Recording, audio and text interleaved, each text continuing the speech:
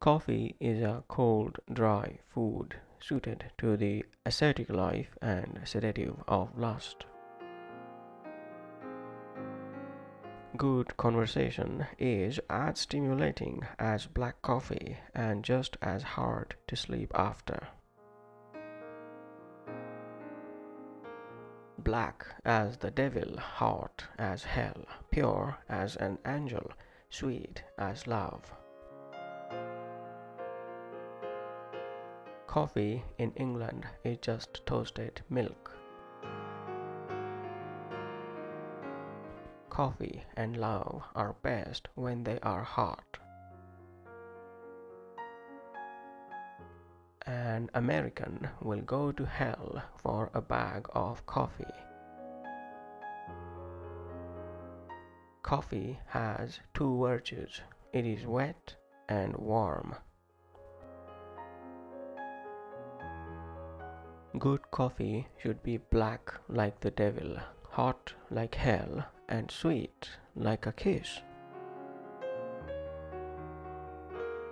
Coffee should be black as hell, strong as death, and sweet as love. Caffeine has been the chemical adjunct of one of the most dramatic transformations of consciousness the human race has experienced. It has helped press the razor-sharp edge of wakefulness mercilessly against the mind still today. Only the pain of that blade will serve to convince most of us that we are alive and awake in the real world. The powers of a man's mind are directly proportioned to the quantity of coffee he drinks. Coffee is a lot more than just a drink. It's something happening, not as in hip, but like an event, a place to be, but not like a location, but like somewhere within yourself. It gives you time, but not actual hours or minutes, but a chance to be, like be yourself and have a second cup.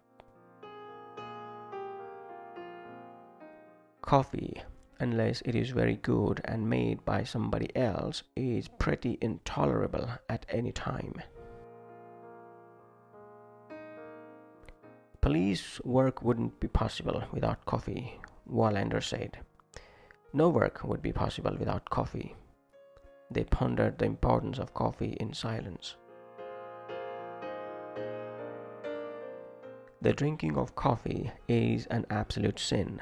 Our glorious prophet did not partake of coffee because he knew it dulled the intellect, caused ulcers, hernia, and sterility. He understood that coffee was nothing but the devil's ruse. I couldn't eat, just went on drinking coffee and sweating it out again. Liquid had no time to be digested. It came through the pores long before it reached the stomach. I lay wet through with sweat for 4 hours. It was very nearly like happiness.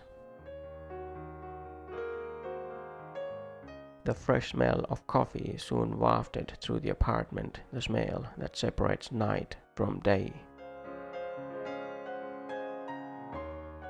Not instant, darling.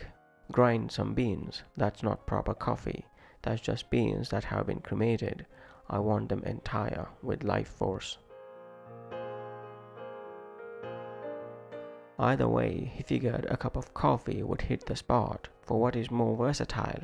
As at home in tin as it is in Limoges, coffee can energize the industrious at dawn, calm the reflective at noon, or raise the spirits of the beleaguered in the middle of the night. The morning cup of coffee has an exhilaration about it which the cheering influence of the afternoon or evening cup of tea cannot be expected to reproduce. It's just like when you got some coffee that's too black, which means it's too strong. What do? You integrate it with cream. You make it weak. But if you pour too much cream in it, you won't even know you ever had coffee. It used to be hot, it becomes cool. It used to be strong, it becomes weak. It used to wake you up, now it puts you to sleep. If I were a woman, I'd wear coffee as a perfume.